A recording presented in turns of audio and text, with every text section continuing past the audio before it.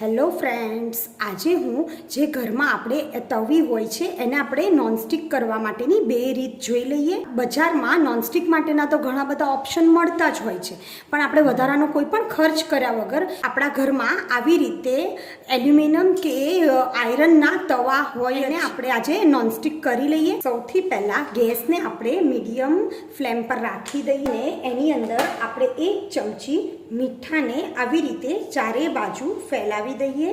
અત્યારે આ જે પ્રોસેસ જે છે એ તમે આયરનના તવા કે એલ્યુમિનિયમના તવા ઉપર કરી શકો છો.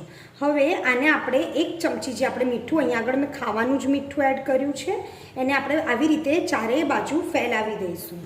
અને પછી આપણે એક તાવીથાની મદદથી આ બધા જ મીઠાને આવી રીતે આમ હલાવતા જઈશું અને બધી જ બાજુ આ મીઠું એક કોટ થાય એવી રીતે આને ચારેય બાજુ હલાવતા જઈશું. હવે આપણું મીઠું બળે નહીં એટલા માટે આપણે ગેસની ફ્લેમને એકદમ જ સ્લો કરી નાખીશું અને સ્લો ગેસની ફ્લેમ ઉપર જ આવી રીતે ચારેય બાજુ આપણે મીઠાને ફેલાવતા જઈશું. આપણા પાસે નોનસ્ટિકનો ઓપ્શન તો હોય જ છે, પણ નોનસ્ટિકમાં ઘણા બધા કેમિકલ યુઝ થતા હોય છે, તો એ આપણે ખાવામાં યુઝ કરીએ તો કોઈ વાર આપણને નુકસાન થતું હોય છે.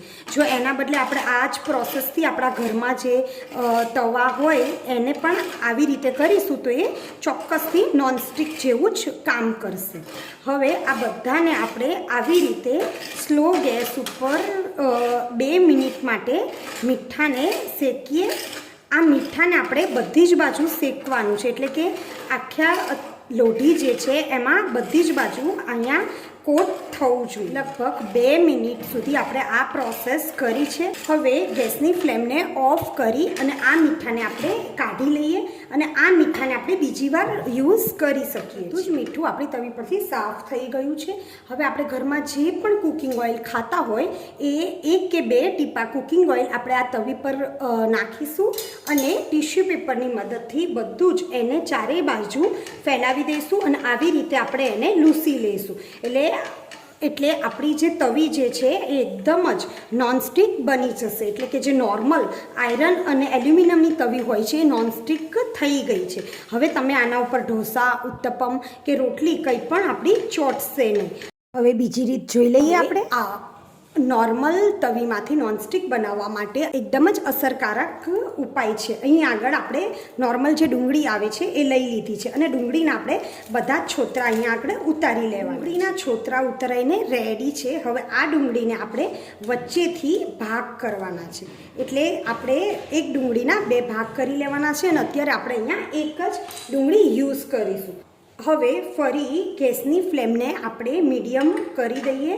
મીડિયમ ગેસની ફ્લેમ ઉપર આ ડુંગળી જે છે એ આપણે લઈ લેવાની છે અને અહીં આગળ ફરી આપણે ડુંગળીની ઉપર જે કુકિંગ ઓઇલ હોય છે 1 ટીપું કુકિંગ ઓઇલ નાખવાનું છે અને હવે આ ઓઇલ જે છે એને ડુંગળીથી ધીરે ધીરે આવી રીતે કોટ કરતા જવાનું છે.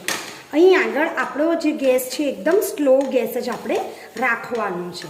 ડુંગળીમાં એક પ્રકારના એવા તત્વો રહેલા હોય છે જેનાથી આપણે નોર્મલ તવા પર આયરનના તવા હોય કે એલ્યુમિનિયમના તવા પર આપણું ઢોસા કે ઉત્તપમ કે રોટલી કે આપણે કોઈ નાન બનાવીએ એ બિલકુલ જ આપણા ચોંટવા દેતા નથી.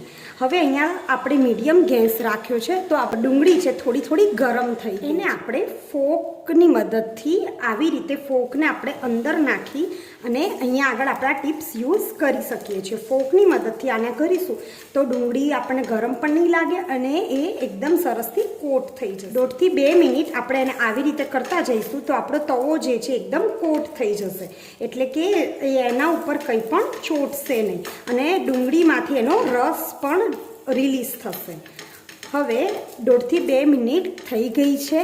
હવે આપણે આ ગેસની ફ્લેમને ઓફ કરી દઈએ. આ ડુંગળીને આપણે યુઝ પણ કરી શકીએ છીએ બીજી વાર. હવે આને આપણે જે ડુંગળીનો રસ છે એને નોર્મલ ટિશ્યુ પેપરથી બધું જ વ્યવસ્થિત સાફ કરી લઈએ અને આપણી જે તવી છે એ નોનસ્ટિક થઈને એકદમ જ રેડી થઈ ગઈ છે. હવે આના પર જ્યારે તમે ઢોસા કે ઉત્તપમ એ ઉતારો ત્યારે સહેજ આપણે પાણીનો છંટકાવ કરી દઈશું. અને પાણીના છંટકાવ કરી અને આને આપણે જો યુઝ કરીશું તો આ આપણી તવી અત્યારે બિલકુલ જ નોનસ્ટિક રેડી થઈ ગઈ છે. જો મારો વિડીયો ગમ્યો હોય તો લાઇક, શેર અને સબસ્ક્રાઈબ જરૂરથી કરજો. ત્યાં સુધી બાય બાય.